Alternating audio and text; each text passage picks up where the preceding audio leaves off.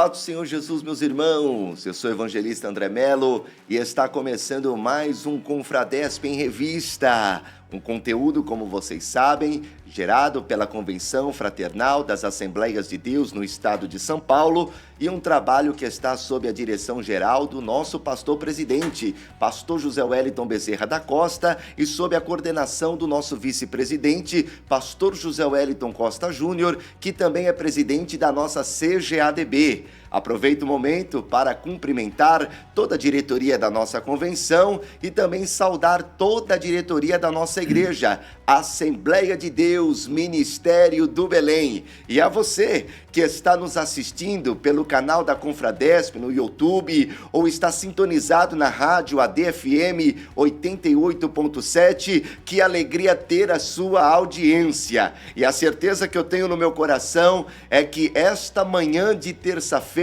será uma manhã de muita edificação espiritual. Esteja aí apercebido, porque eu tenho certeza que você será tocado pelo céu através da vida do nosso convidado. Pois é, o bate-papo de hoje é com o pastor Luiz Ricardo, pastor setorial de Osasco, setor 5. Pastor Luiz Ricardo, que alegria te receber, obrigado por ter atendido o nosso convite, seja muito bem-vindo ao Confradesp em Revista. Em primeiro lugar, eu gostei do teu entusiasmo, pastor André. Amém. Que alegria, começou o programa com muita alegria, que prazer estar aqui, servindo a nossa igreja, né? Quero saudar os nossos presidentes, pastor José Wellington, pastor Wellington Júnior, agradecer a nossa rádio pelo convite de estar aqui. Na verdade, não é um convite, né? É uma convocação, né? Nós somos obreiros do Ministério do Belém e estamos sempre à disposição de nossa igreja. Uma alegria estar aqui com vocês. Amém, pastor. Mais uma vez, obrigado por ter aceito o nosso convite. E tendo um convidado tão especial como o senhor, a gente tem que começar esse programa mesmo no 220. Maravilha. Gostei. Essa manhã de terça-feira será uma manhã muito especial, não tenho dúvidas disso. Sim. E, pastor Luiz Ricardo, eu já quero começar esse bate-papo comentando com o senhor, porque nós percebemos que houve uma paralisia no seu rosto. Sim. Inclusive, a igreja tem orado muito pelo pastor, lá no setor onde eu congrego. A igreja tem intercedido pela sua vida, e acredito que muitos irmãos, né, estão orando, intercedendo pelo pastor, e eu gostaria que o pastor comentasse um pouco o que foi que aconteceu. Não sei se foi um derrame ou uma paralisia. Se o pastor puder passar para os nossos irmãos que estão acompanhando o nosso programa, eu tenho certeza que será interessante para eles, porque a igreja tem clamado, intercedido pelo pastor. Eu aproveito para agradecer as orações, né, do nosso pastor, né, que tem orado por nós, e também a igreja em Osasco e a igreja em São Paulo, né, inclusive lá em São Mateus, como o senhor disse, e eu tenho recebido muitas mensagens, né, de orações, de apoio, né, assim que eu tive essa situação, né. E brevemente eu darei o testemunho de forma completa, porque ele é extenso, né, mas a princípio eu tenho só que agradecer a Deus, né, pelo processo que eu passei. Eu tive um problema na parótida, né, não foi uma paralisia comum, né. Sim. Porque muita gente pode achar que foi um nervosismo, um estresse ou tal, né, coisa do tipo, né? E aconteceu a paralisia, porque a paralisia é causada por isso também, né? Sim. Mas com fisioterapia, com o tempo, ela volta ao normal, né? O meu caso foi um pouco diferente. Eu tive um probleminha na parótida, que eu tive que retirar a parótida. Então o rosto ele ainda não normalizou totalmente, porque eu perdi um dos nervos facial, né? Nós temos 3 nervos, né, que é o famoso trigêmeos, né? E um deles eu perdi, né? Então por isso que o rosto ele tem essa deficiência no momento, né? Mas brevemente eu vou fazer uma correção definitiva, que é uma cirurgia plástica, né, que vai recompor esse nervo, né, e tudo vai normalizar. Mas o que eu tenho a dizer é que o pior passou, graças a Deus. Foi um susto bastante grande, né, porque não foi uma paralisia comum, e isso, graças a Deus, também não impediu, né, da gente prosseguir, porque a nossa arma de trabalho é a voz, não é?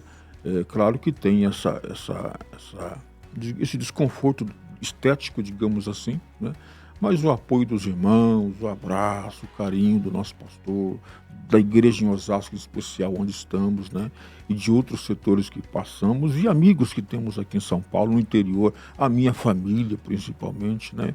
Eu me senti muito bem abraçado e fica aqui minha gratidão, as mensagens, as orações, e continue orando por nós, pois precisamos. Amém, pastor. É interessante, pastor Luiz Ricardo, que a igreja em Osasco, setor 5, ele faz um trabalho de mídia muito forte, um trabalho bonito. Sim. Eu acompanho, né, sigo as redes sociais da igreja e também sigo as redes sociais do pastor. Obrigado. E mesmo com esse acontecimento, nós vemos que o pastor continua pregando naquele mesmo fervor, entusiasmo, e os trabalhos de visita que o pastor costuma fazer, às vezes até orando pelos comércios dos irmãos, microempresários. O pastor tem esse cuidado, o Senhor continua na ativa. Então nós podemos entender que se foi um plano das trevas para tentar te neutralizar, não deu certo. Pastor, aí que tá, aí entra a nossa experiência. Eu acho que a saúde, a gente tem que saber separar as coisas. A saúde, a gente tem que cuidar dela, é interessante e tal. Mas como pastor de igreja, né, todos nós temos uma luta do outro lado, né? Uma luta com a força das trevas que de uma forma ou de outra quer nos bloquear. Não adianta que seta vem de todos os lados, não é se fazendo de vítima de nada. Todos nós estamos, Paulo escreveu que nós estamos rodeados dessas coisas, né? E não podemos nos embaraçar. Então, eu tive sim uma experiência muito grande com Deus nesse processo, que futuramente eu quero dar esse testemunho, porque vai servir para muitos obreiros. Eu cheguei no setor num baita desafio, né? Todo lugar é um desafio, mas assim, Osasco, a relevância do pastor, que eu não substituí ele, mas substituí o lugar dele, né? Porque ele é insubstituível, né? E dar prosseguimento ao legado de um pastor como José Amaro da Silva, né? A responsabilidade ela é grande, né? Aí você chega num lugar desse, e eu desconhecido do lugar, desconhecido aqui em São Paulo também, e querendo ou não aquela desconfiança, quem é e quem não é e tal. Então aí você recebe um bloqueio desse exatamente no começo, né? Que é a sua voz, é a sua arma de trabalho, e eu venci pela oração, né? Porque querendo ou não, mexe com a sua autoestima, mexe com muita coisa, né? Mas em momento algum Deus soltou a minha mão.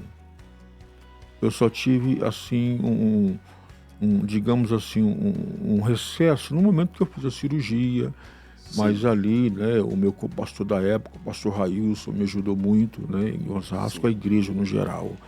Mas, meu amigo, Deus não soltou a minha mão, e o desafio me desafiou mais ainda para fazer, né, mesmo quebrado ali, muitas das vezes ali, o escudo parecia que era melhor ainda, né?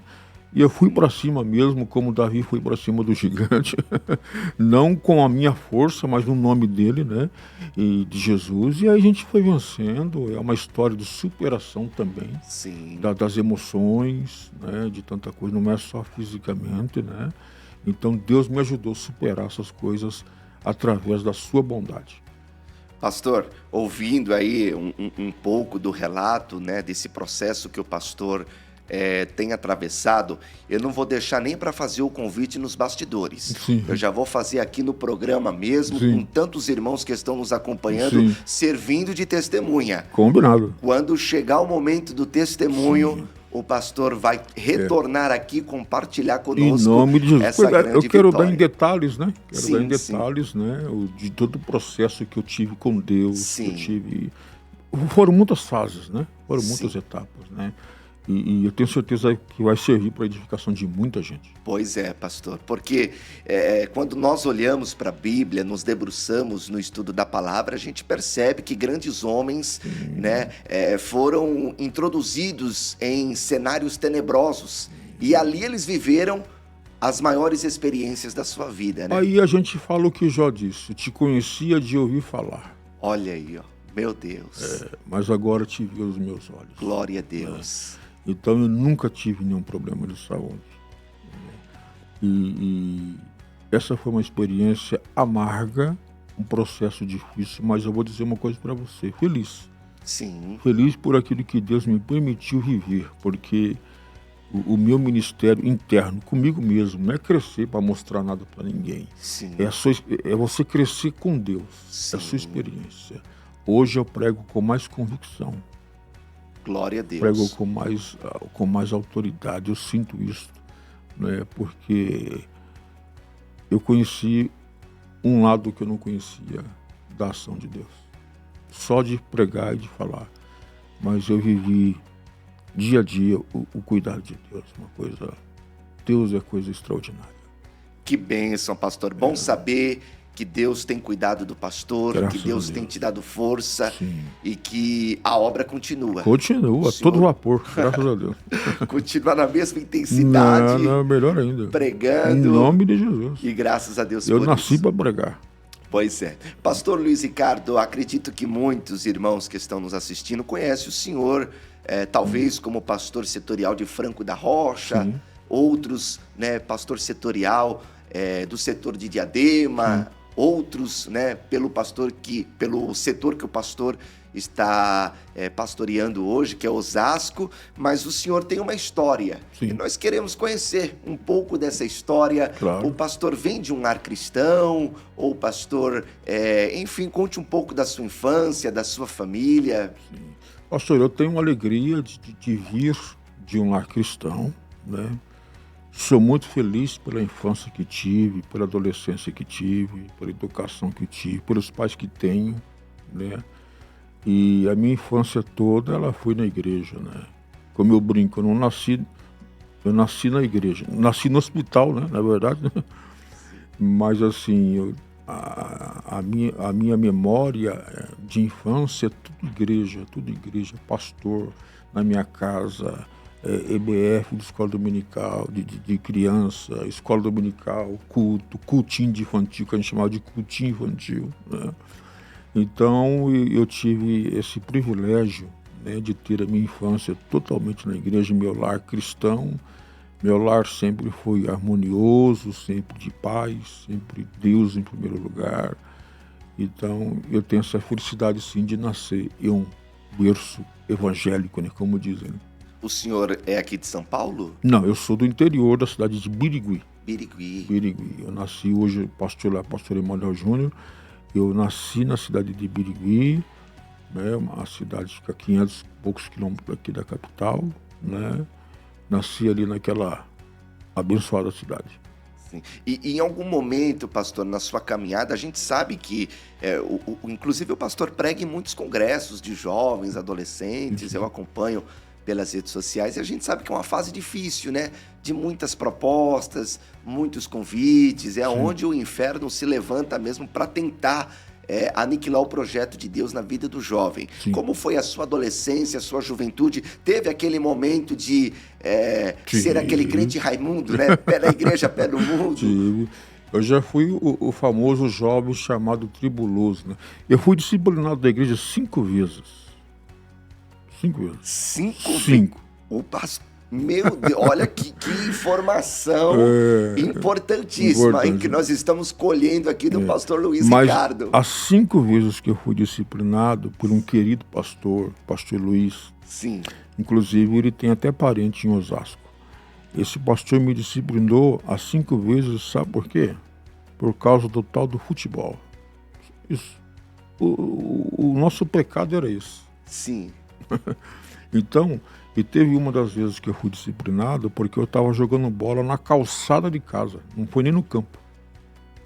Né? Uma irmã passou lá e viu que eu estava jogando, mandou o bilhetinho para o pastor e disciplinou a gente. Né? Então, eu tive essa fase de futebol, namoradinha ali ou outra assim, mas aquela coisa não é como hoje, né? Sim. Aquela fase de ficar na galeria da igreja, não sentar nos jovens, aquela fase de ficar lá fora do templo, né? Aquela fase... o máximo que eu fiz foi isso aí. Sim.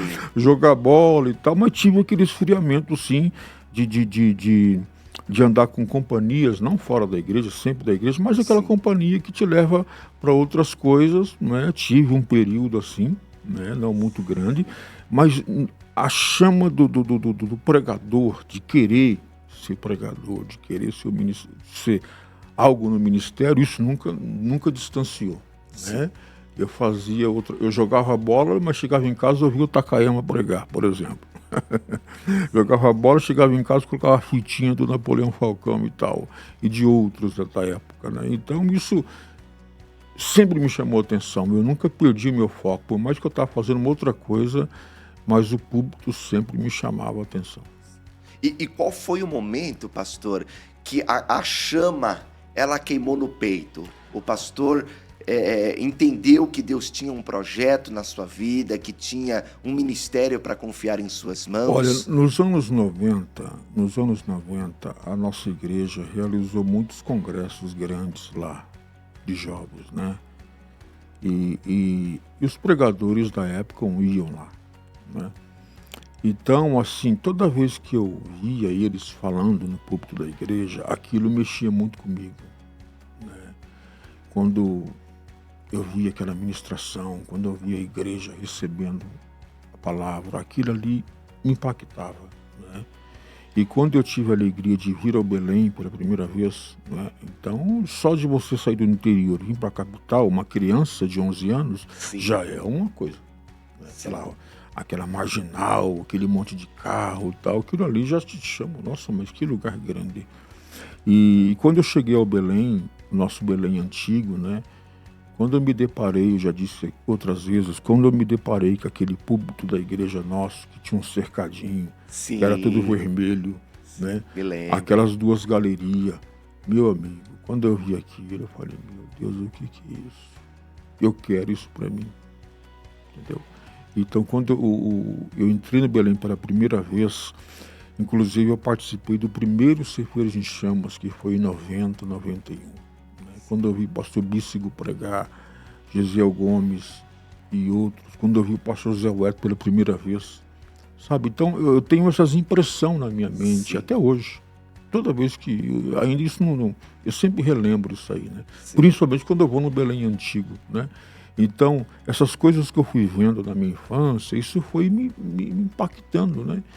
E a minha casa recebia muito pastor, muito pregador, então eu escutava ali o pessoal conversar com meu pai e tal. Então, tudo, é um pouquinho de cada vez, eu não fui só uma vez, né? Sim. Então, várias vezes eu tenho na minha memória, assim, aquilo me motivando, quem sabe um dia ser um pregador, né?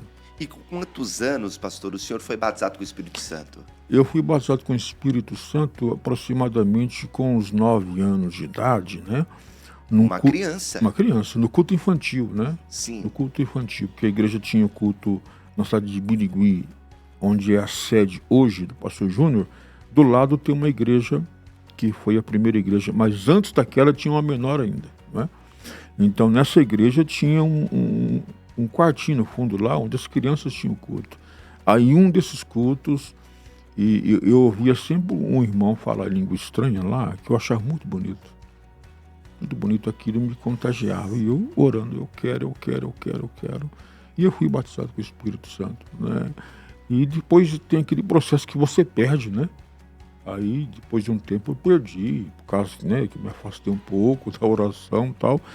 E lá para os 15, e depois, lá para os 18 anos, eu fui renovado de novo com o dom de língua. Mas a primeira vez que eu fui batizado foi quando criança.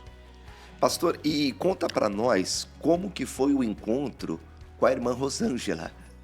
Foi na sua juventude, mas ele se deu em qual contexto? Era um momento que o pastor já tinha mais convicção da sua chamada ou ainda estava naquela situação meio que cambaleando? Tem uma coisa interessante, sabe por quê? Porque a minha esposa, ela é e era muito crente. Então, quando ela chegou, eu estava na fase cambaleando, Sim, ok? E quando ela chegou na minha cidade, ela, aquela jovem do cabelão comprido e tal, aquela assembleiana, né?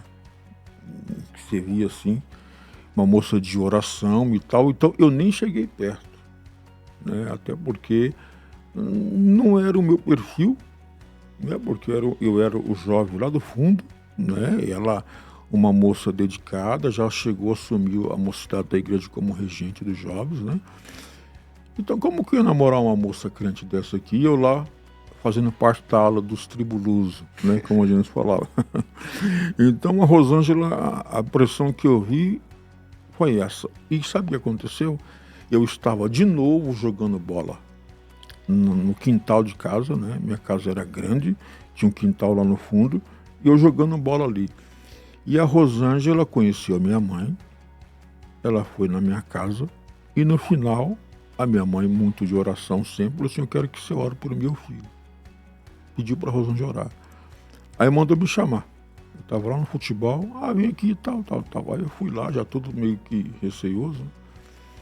Aí a Rosângela já mandou uma profecia em mim lá. Eita! Meu Deus. Olha aí, ó. Deus usou ela lá e tal, falou umas coisas lá de futuro que Deus faria na minha vida, que Deus me usou. Ela usou a própria Rosângela, né? Mas assim, aquilo terminou ali, né? Aí lá na frente, rapaz, aí acabou dando certo, a gente começou a conversar e começamos a namorar. Foi um processo curto de 1 ano e meio, entre noivado e casamento. Começamos a namorar, com 1 ano e meio, 1 ano e 8 meses, a gente casou. E o ministério, como que foi se desenvolvendo na vida de vocês? Aí aconteceu da seguinte forma. Meu pai, ele dirigia lá em Birigui, ele era o co-pastor dessa igreja, ok? Aí tinha uma outra congregação em um outro bairro, por nome de Parque das Nações. Tem até hoje essa igreja. Aí, como eu casei, qual que era a minha ideia? Junto comigo, com outros jovens ali, também casou tudo na mesma época. Então, somos amigos, né? Vamos congregar junto aqui e tal. Meu pai me chama e diz o seguinte: olha, como eu estou indo assumir a congregação, eu queria que você fosse comigo para a Rosângela me ajudar. Eu não fazia parte de nada desse negócio. Entendeu? O convite foi para ela. Para ela, porque ela era regente de jovens. Sim. Cantava, regia e tal. Então, ela ia ajudar meu pai ali nesse novo desafio dele lá, né? Sim. Era uma congregação com menos pessoas. Aí eu fiquei até meio assim, né? Porque eu queria ficar na igreja que eu nasci, né? Sim. Ali. Aí eu acabei indo lá para Rosângela ajudar meu pai, não eu, ok? Aí me lembro um dia que a igreja encheu, teve uma festa lá, e o irmão bateu no meu ombro e falou assim: ó, vem ajudar a gente aqui na porta. Aí você dá lugar para outro e eu vou ajudar na porta. Aí eu fui para a porta. Aí ajudar ali, os irmãos ali. Aí uma moça da igreja, que era uma das líderes de jovens, falou assim: olha, final do ano agora vai ter o último culto dos jovens, você não quer pregar? Mas ela me convidou não porque eu pregava, me convidou porque eu era o filho do pastor da igreja. Sim. De repente, que negócio, né? Filho do pastor e tal, né? Fazer uma aproximação, aquela coisa toda. Eu aceitei. E eu preguei em João 2, Caná da Galileia. Aí dali para frente a água transformou em vinho de fato. Olha. Aí eu comecei. Mas até então o senhor já tinha pregado antes ou foi sua primeira oportunidade minha oficial? primeira oportunidade foi ali, né? Aí depois mudou um pastor por Campo de Araçatuba, que está aqui hoje no Belém, que é o pastor José Fernandes, que é o pastor jubilado. Sim. Né? Esse pastor foi pastor em Araçatuba, e ele me viu em Birigui e, tipo assim, vou levar esse moço para Araçatuba. Aí me deu as primeiras oportunidades na sede de Araçatuba. Culto de jovem no domingo. Sim. Nas famosas tardes da bênção, a irmã Clarice, que congrega aqui no Belém, também dirigia. Aí eu comecei por ali, dirigindo tarde da bênção, pregando em culto da bênção, e aquilo foi crescendo dentro de mim, né? E comecei a pregar no campo ali nosso, né? Eu acho que eu fiquei aí 1 ano aproximadamente dessa forma e trabalhando na editora que eu trabalhava, e começou a me abrir oportunidades e mergulhei na tal da itinerância. Então, foi uma coisa antes muito... do pastor exercer este ofício, Sim. de pastorear um rebanho, sim, o senhor foi itinerante. Fui pregador. Preguei ali a nossa região, mas depois me abriu alguns estados, né? Tipo Goiás, Minas, Paraná, fui muito, na época do pastor, ainda era o pastor Pimentel de Carvalho, em Curitiba, em Foz do Iguaçu, Cascavel, várias cidades do interior, conheci alguns amigos, aquelas indicações Sim, que vai sim. acontecendo, né? Sim. Aí foi me abrindo situações e tal, e comecei a pregar. E exercício praticamente uns 4 anos, né, como pregador, Sim. né? Alguns países e tal, né? Aí chegou o pastor Emanuel Barbosa, que é o tesoureiro da nossa convenção, né? E começou a mudar a minha cabeça. Eu me lembro que um dia ele me disse assim, olha, você tem que ser pastor de igreja, não pregador. E o senhor sentia isso dentro de você? Sentia, mas sentia que em algum momento ia acontecer, mas você sabe que aquela coisa de ser pregador estava bem forte dentro de mim, né? Mas aí foi um divisor de água, foi um desafio de você ficar na igreja, né? Aí eu comecei a dirigir congregação, mas intercalando, entendeu? Uma congregação pequena dentro de Araçatuba. Aí depois eu assumi uma cidade, aí eu diminuí mais a agenda, que o pastor Emanuel não gostava, viajava muito. Aí nisso chegou o Eduardo Lopes, que é um irmão praticamente, né? Sim. Aí a gente começou a trabalhar junto nos jovens e aí me influenciou mais ainda. Então vocês congregaram juntos? Sim, o Eduardo, a gente foi consagrado a pastor junto, né? Viajamos juntos, ele é um irmão, né? Fomos líderes de jovens juntos, dirigimos culto da Quinta Vitória junto, eu e o Eduardo, né? E na época o Galvão também chegou ali por Araçatuba, mas não chegou a mudar, né? Sim. Só o Eduardo que veio de Campinas para Araçatuba, né? Sim. E inclusive eu era o líder da mocidade e convidei o Eduardo para pregar num culto lá. Aí dali nasceu a amizade, aí ele mudou para Araçatuba e a gente trabalhou junto, dirigimos congregações junto e tal, e fomos crescendo ali nesse contexto da pregação, né? E ele fala para mim e para o Eduardo, vocês têm que ser pastor de igreja, né? Mas aí o Eduardo depois mudou, né? E seguiu a vida dele como pregador, que é até hoje, né? Depois veio dirigir igreja, e eu fui mais pro lado do pastoreio mesmo, intercalando, né? Mas mais pastoreando do que pregando. Pastor, me corrija se eu estiver errado, Sim. mas na minha humilde interpretação, eu enxergo que o pastoreio e a itinerância são extremos diferentes. E como foi para o senhor esse impacto? Porque o senhor estava em ascensão, Sim, até pregando sim. fora do Sim, país, Deus estava prosperando, Sim. né, o seu ministério ali na itinerância, mas agora o senhor tem um povo aos seus cuidados. Como que foi esse impacto? O primeiro sentimento do pregador é querer conquistar. Não adianta, ele quer pregar nos melhores congressos e tal, né? Naquela época não tinha a internet de hoje, né? Você tinha que ser convidado, uma indicação, telefone residencial tinha que tocar lá na sua casa, né? Então era um pouquinho mais difícil. Mas eu estava conseguindo já uma estabilidade de uma agenda até bacana, né? Com possibilidade disso aumentar. E a minha esposa, ela é cantora, ela canta, então eu pregava, ela cantava, né? Tinha até um CD gravado e tal, então estava bem legal. Já fazia né? um combo. Já um combo, Prega, exatamente, canta e... um combo, exatamente. Né? Viajamos muito junto, né? E quando eu comecei a questão de pastorear, o pastor Emanuel falava o seguinte, você tem que investir na sua horta. Ele usava essa expressão. O pregador, ele ajuda a cultivar a horta dos outros. O pastor, a horta dele. Eu comecei a mudar um pouquinho a visão. Sabe quando eu senti que virei pastor? Quando alguém, não me lembro aonde, me ligou para um congresso e a data caía num domingo. E eu disse assim, olha, domingo eu não posso, porque domingo eu tenho que estar na igreja. Quando eu me surpreendi comigo mesmo. Quando eu desliguei o telefone e percebi que eu recusei um congresso para ficar na igreja, eu falei para minha esposa, virei pastor. Ali que eu senti a chave, porque eu já tinha preferência mais em estar na igreja, aquela felicidade de ver o meu povo feliz.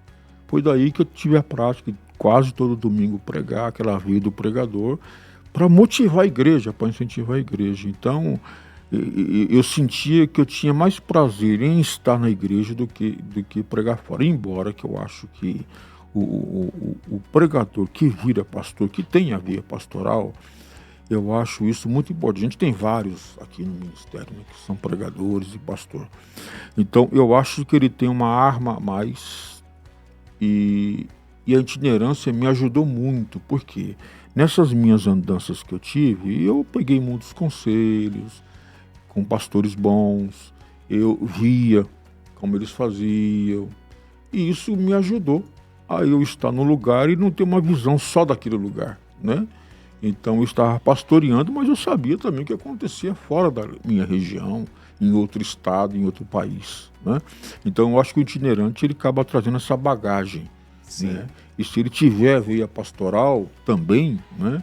Eu acho que é muito produtivo, por reino de Deus. Eu sinto que a itinerância me ajudou muito. Sim. Entendeu? Pastor, aproveitando, né, que o pastor transitou aí nas duas vias, da Uhum. itinerância, hoje como pastor, e não só isso, mas o testemunho do pastor nos mostra que Deus tem confirmado o seu ministério, né? Deus tem honrado o pastor, tem prosperado o caminho do pastor, por onde o pastor tem passado, tem deixado ali um rastro, uma marca. Amém. Qual conselho o senhor daria aos jovens obreiros?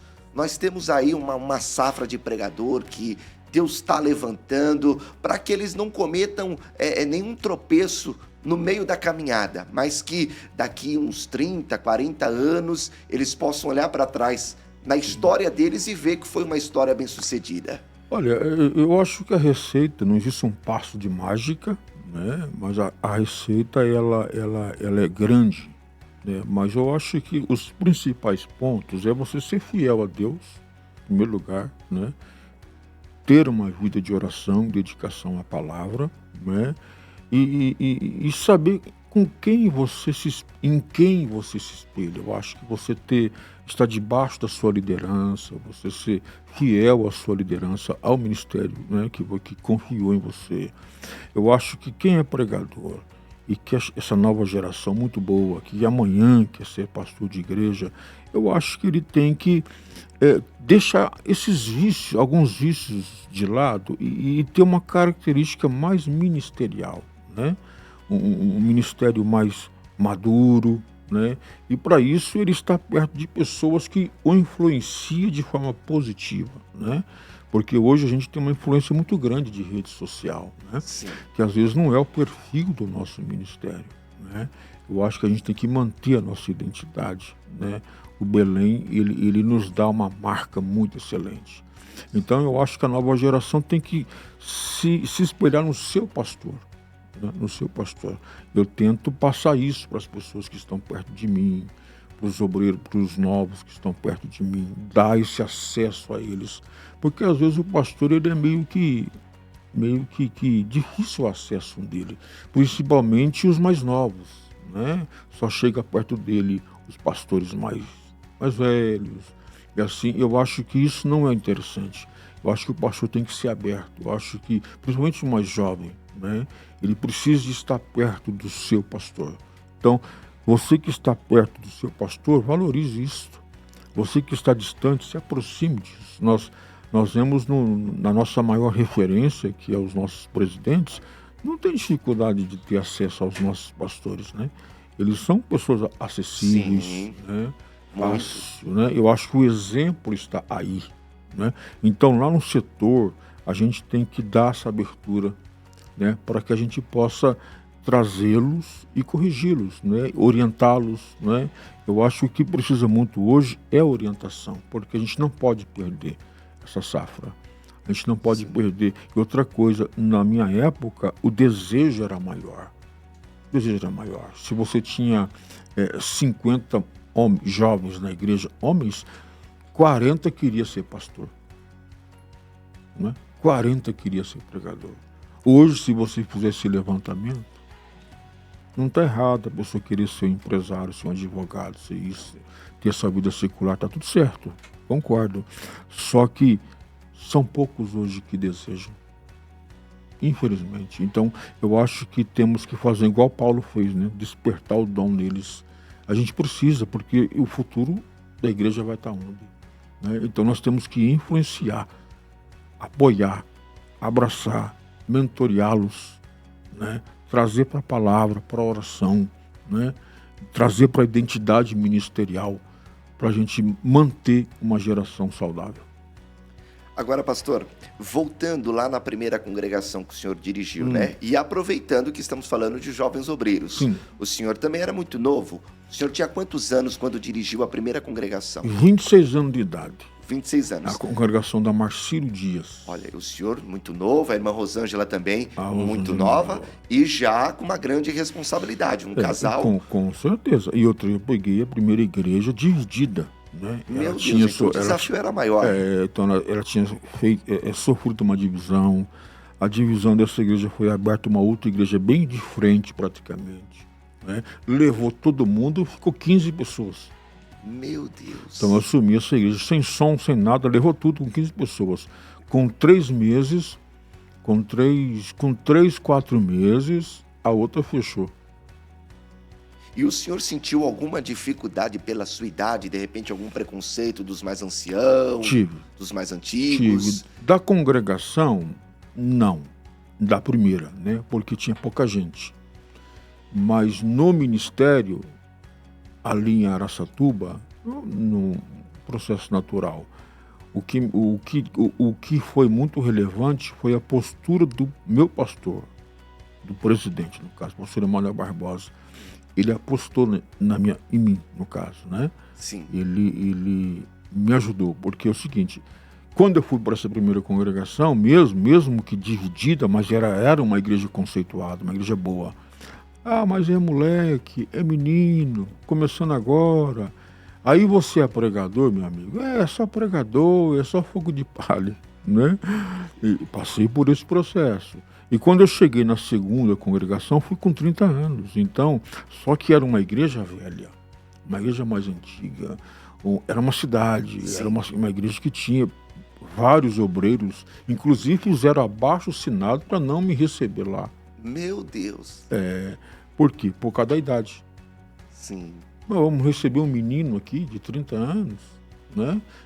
Eu soube do abaixo-assinado depois, porque vieram pedir perdão. Naquela época não tinha internet, né? Sim. Hoje vai para a internet e fala mal da pessoa. Sim. Então, lá eles fizeram um abaixo-assinado para não me receber, né?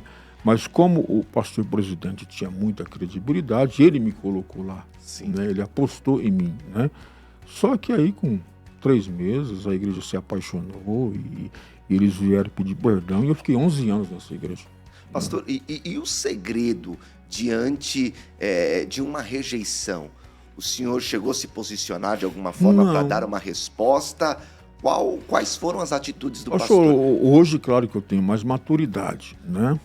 Mas lá, nos meus 30 anos de idade, e mesmo sabendo disso, eu sempre aprendi a respeitar os mais velhos.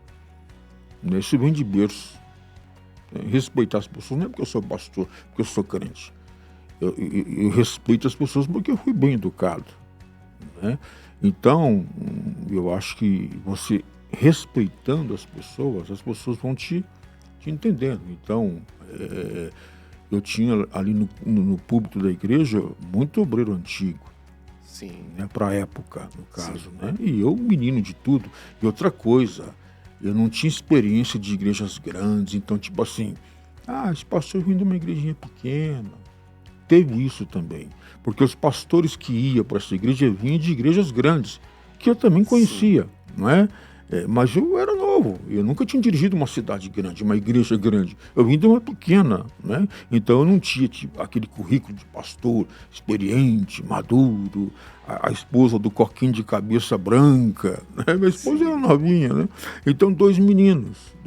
Então eu tive essa rejeição. Mas eu acho que a gente tem que encarar com naturalidade. Eu acho que você não impõe respeito, você conquista. E você chegar num lugar, a pessoa não gostar de você, tá tudo certo, eles não te conhecem. Né? Eu não tenho esse problema de não gostar. Eu acho que a convivência vai quebrando o que as pessoas dizem. Né? Então eu trago isso comigo desde o começo. Né? Então, desde o começo eu cheguei respeitando, fazendo o trabalho com os novos e com os mais velhos. A itinerância, já cheguei com uma visão aberta, né? Já me ajudou muito, né? Então você vai trilhando um caminho de respeito e os choques vão se diminuindo, né? Eu acho que isso é muito importante. E antes do senhor assumir um setor aqui da capital, o pastor chegou a presidir alguma igreja? Então, essa igreja, ela era uma congregação e com uma subsede que eles falavam, né? E mais algumas congregações ali dentro, 2 ou 3 na época. Aí ela era uma subsede, no caso, ligado a Araçatuba. Com o tempo, virou tipo um setor. Não é igual aqui, setor lá, mas é um setor que tinha ali junto com outras congregações que junto faziam festas e tudo mais. Depois de um tempo, ela recebeu uma autonomia, né? Depois que eu estava lá 8 anos, né? Ela recebeu uma autonomia que é uma presidência, né? Sim. Aí eu acabei me entrando nesse quadro aí de presidente. E fiquei 3 anos e pouco como presidente nessa cidade. Foi aí que eu tive o contato maior aqui com Belém, com o pastor, e a aproximação com o pastor José Alberto, pastor Arthur Júnior e tal. Foi aí, através dessa presidência. O pastor se lembra da primeira vez que pregou aqui no Belém? Lembro. Porque eu ouço, né, pelos pregadores e pelos pastores, que o púlpito do Belém é uma referência em todo o Brasil. A primeira ministração do pastor foi aqui já no Novo Templo ou foi lá na Conselheiro? Graças a Deus que não foi aqui. Eu vou te dizer o porquê. O meu sonho era lá. Entendeu? Sim. O meu sonho era lá de criança, né? Esse púlpito do Belém, tanto lá como aqui, é uma referência no Brasil. Sim. Né? Mas eu queria que fosse lá, a minha primeira vez. O sonho era ali, porque foi ali que eu fui impactado. Sim. E aqui eu acho que nós estamos construindo a história. A história nossa está ali, é o meu sentimento que eu tenho, né? Então, o Belenzinho, aquelas segundas-feiras, é um sonho. Entendeu? Quando eu vi o meu pastor pregar, perguntava para o pastor como é pregar no Belém e tal, né? Então eu tinha uma curiosidade dali, né? Então quando eu tive com o pastor Arthur Júnior em Guarulhos, né, num culto de domingo, acabou o culto, a gente foi jantar, tudo mais, muito cordial, o pastor nos recebeu ali. Aí ele perguntou se eu queria pregar no Belém, que seria na outra segunda-feira. Aí já voltou tudo aqui na minha cabeça, né? Por segunda-feira, aquilo que eu sempre sonhei, né? Aí então eu preguei isso no ano de 2018. 2018. Foi a primeira vez? Primeira segunda-feira, no segundo horário da manhã. Preguei sobre José. Né? E foi amanhã que muito interessante. Eu imagino como tenha ficado o coração do pastor. Marcou meu coração, né? E aí depois, graças a Deus, vieram outras vezes, aí depois a gente já vem aqui para o Templo Novo, mas o marcante foi ali, né? Porque era um sonho da juventude, da infância, e eu não esqueço daquela primeira vez. E se Deus é um Deus de detalhe, sim, ele foi muito detalhista em realizar esse sonho. Muito. De fato, Deus é detalhista, igual você falou. E quando o pastor foi chamado para o ministério, para dirigir um dos setores aqui do Belém, foi o Franco da Rocha o primeiro setor? Pois é, aí eu estava no interior de São Paulo, isso 2018 também, tudo em 2018. Sim. Entendeu? Eu preguei com o pastor Wellington em Guarulhos, pastor Arthur Júnior, junho, julho de 2018. Aí eu já também entrei na escola bíblica, em setembro. Sim. O pastor já me deu essa oportunidade. Aí em dezembro de 2018 eu fui surpreendido. Eu já estava meio que pressentindo que eu sairia de lá. Já tinha, sabe aquelas conversas que você ouve, né? Sim, Tal. Mas São Paulo, André, nunca passou na minha cabeça. Sinceramente, quando o pastor falou assim, vem para São Paulo, eu não tive nem resposta no telefone. Eu fiquei meio que, já vi um monte de coisa na cabeça, né? São Paulo, mas Fazer o quê em São Paulo? Eu sou do interior.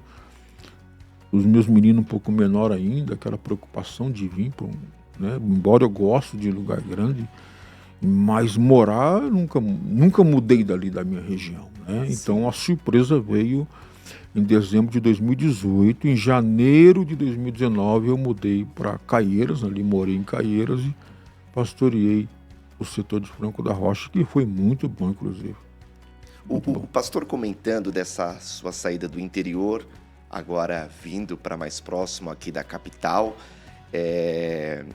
eu já conversei com alguns pastores. Sim. E eles dizem que não só às vezes pelos comentários que tem, às vezes pelos corredores, ou às vezes até mesmo por profecia, que Deus toma os vasos, mas que o próprio pastor, ele começa a sentir quando chegou o tempo dele. Sim. Ou o tempo dele está se findando. Sim. O pastor confirma? Existe esse sentimento. Sim. Mesmo? E eu tinha certeza que eu não ficava ali em Guararapes. Entendeu? Era como se o Espírito Santo já tivesse Sabe testificando. Que você olha... Arruma as malas. Inclusive, eu posso dar um spoiler aqui da visão de Jesus, fazer um comentário? Opa, a gente ia chegar lá, mas já... Não, mas porque o que faz parte. Claro, por favor, fica à vontade.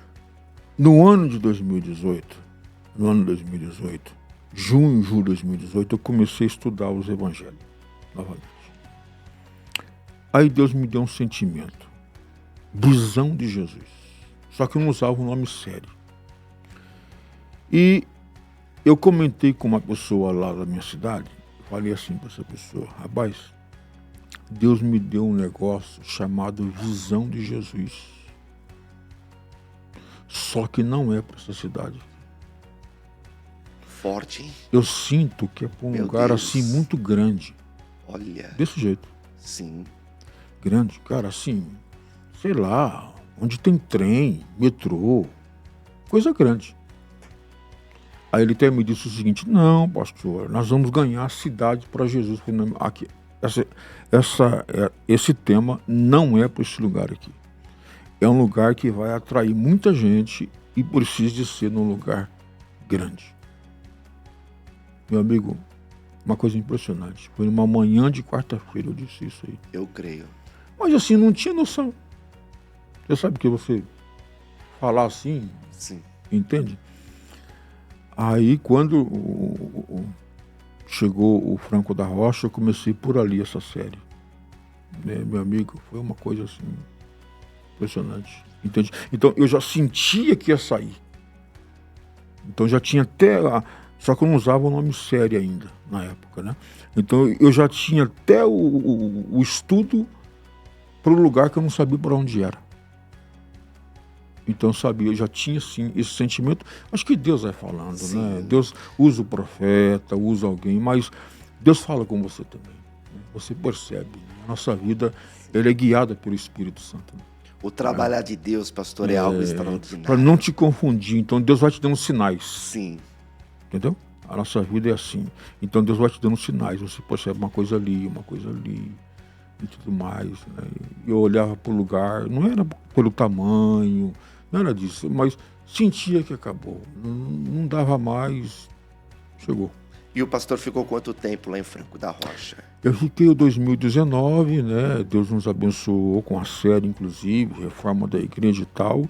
2020 veio a pandemia, aquela experiência cruel, e saí em maio de 2021.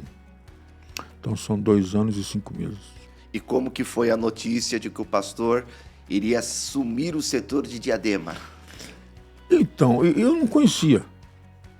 Para mim era tudo muito novo, né? Assim, tudo muito novo.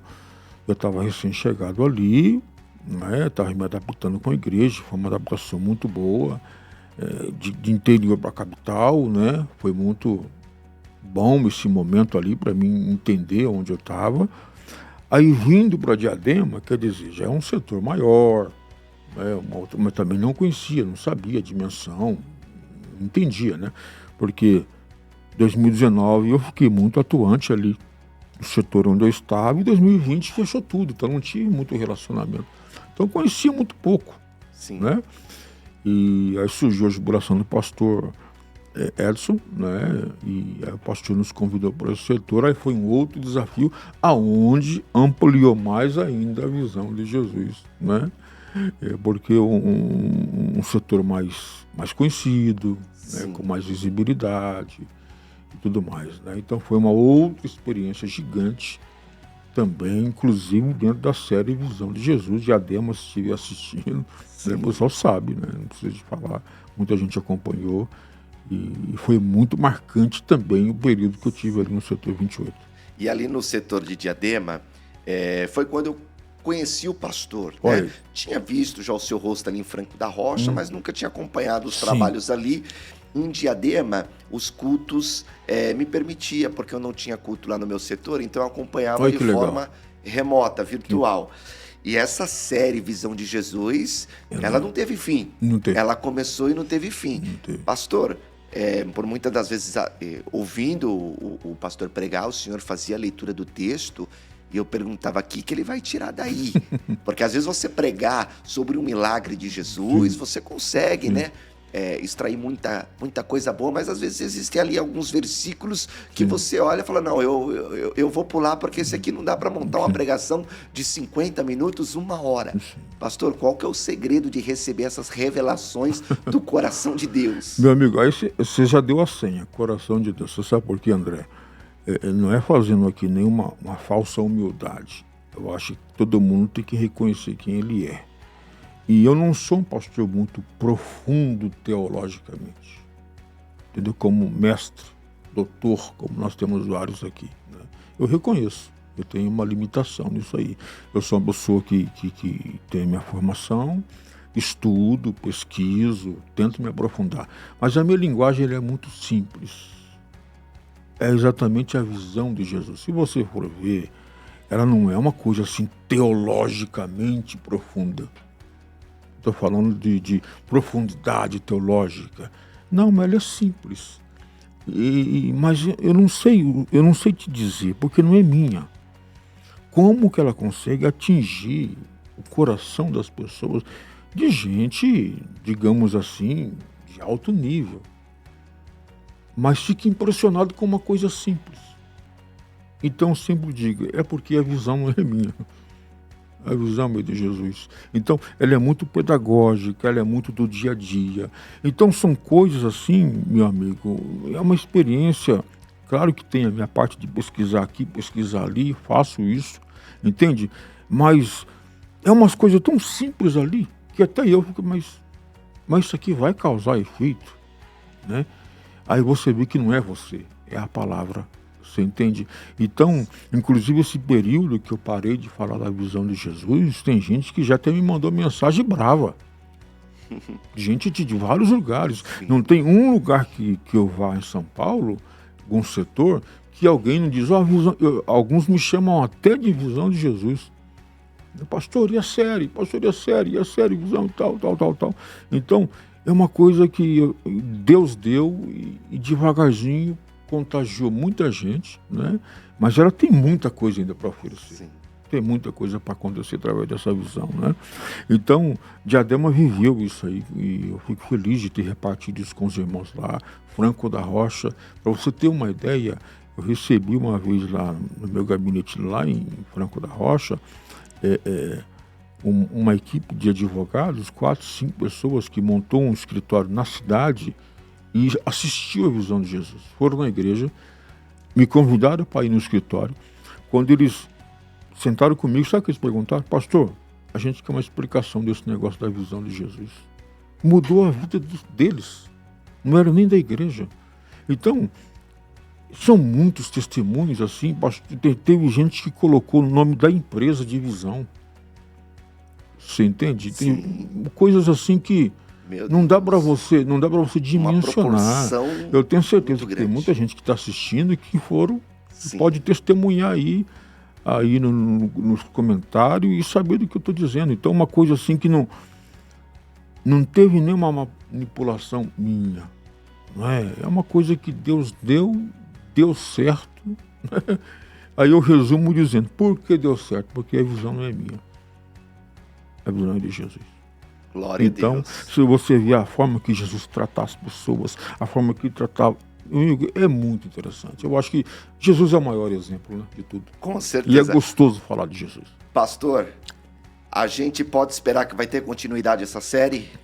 Agora, em fevereiro de 26, se Deus Olha quiser. aí, ó, Se que Deus quiser. maravilha, hein? Então, Deus com quiser. certeza, eu vou ser um dos tais Muito obrigado, que André. estarei acompanhando, Muito obrigado. anotando e aprendendo com a visão de Jesus. Muito obrigado. Agora, pastor, algo que me marcou, eu assisti o culto da sua posse no setor de Diadema, é que o senhor fez muita questão de que o pastor que estava encerrando as suas atividades ali, o saudoso pastor Edson Melo, foi o pastor que me batizou, foi meu pastor lá no setor 17, Parque São Lucas, Olha só. um grande homem de Deus. E o senhor fez um pedido de que ele colocasse a mão na sua cabeça e te abençoasse. Certo. Eu também observei em Osasco, o senhor assim que chegou lá pediu ao pastor José Amaro, que também é um grande homem de Deus, um homem muito importante para o nosso ministério, muito querido pelos nossos pastores presidentes. Pastor, qual a importância dessa solenidade, desta atitude, desse colocar as mãos na sua cabeça? Pastor André, em primeiro lugar, você relembrando esse fato e o nome desses dois ícones de nossa igreja, e eu até registro novamente, assim, tenho uma gratidão muito grande aos nossos presidentes de me confiar, né, essa honra, essa responsabilidade de ter substituído o lugar desses homens de Deus. Então, pastor Edson, como você disse, você mesmo tem uma história com ele, né? Então, são dois homens que marcaram o nosso ministério, né? E eu os conheci pouco. Hoje tenho uma convivência com o pastor Amaro, né? Ali em Osasco, mas também conhecia de longe, né? Pastor Edson, não tive prazer de conviver com ele, mas conhecia de longe. Um homem muito querido no setor, um homem que construiu o setor de Diadema, né? Então, homens como esses, eles são referências. Homens que ficam numa igreja há 20 anos, como o pastor Edson, pastor Amaro, 33 anos, só pode ter a bênção de Deus. Ninguém fica num lugar todo esse tempo sem ter a bênção de Deus. Então, esses homens, eles têm muito que nos ensinar e nos transferir. Sim. Então, o meu pedido das mãos, com muito respeito e temor, é acreditando que eles têm alguma coisa para passar para mim. Sim. E a imposição de mãos, eu acredito nisto. Eu acredito que a imposição de mão é uma transferência de bênção. Amém. Por isso temos até que tomar cuidado quem coloca a mão na nossa cabeça, né? Quem nos consagra, quem ora por nós. É uma transferência, a imposição de mão. E esses homens só têm coisa boa para nos transferir. Então, quando eu pedi ao pastor Edson e ao pastor Amaro, é um respeito ao legado e à história deles, e pedindo que eles transfiram a bênção dele para a nossa vida. Porque se a gente conseguir fazer um pouquinho que essa geração antiga fez, meu irmão, olha, já está muito bom. Porque esses homens fizeram demais pela nossa igreja. Pastor Luiz Ricardo, o papo está muito agradável, está muito edificante, eu estou sentindo até o céu baixinho aqui. Glória a Deus, glória a Deus. É muito bom a gente falar das coisas espirituais. Mas por incrível que pareça, pastor, o nosso tempo já está chegando ao fim. Que pena. Parece que nós estamos aqui há 7 minutos conversando. Pois já passou rápido. Passou rápido demais. Ainda tinha muito mais perguntas para Sim, fazer para o pastor. sim. Eu queria saber como que está agora essa nova fase ali do pastor no setor 5, setor de Osasco. Mas vai ficar para a próxima. Pois Eu quero agradecer o pastor Sim. por ter atendido o nosso convite e quero pedir que o pastor transmita uma palavra aos irmãos que estão nos assistindo pelo canal da Confradesp no YouTube, que estão sintonizados na nossa rádio, a DFM 88.7. Eu tenho certeza que tem alguém aguardando uma resposta do céu. E a resposta vai vir agora através da boca do pastor. Olha, eu acredito muito na ação de Deus. Eu acho que tudo que a gente comentou aqui, André, de fato, eu senti também a presença de Deus aqui nessa nossa conversa, né? e que essa presença possa alcançar os nossos irmãos, né? Alcançar os nossos ouvintes. A Bíblia diz no livro de Efésios que a fé é o firme fundamento.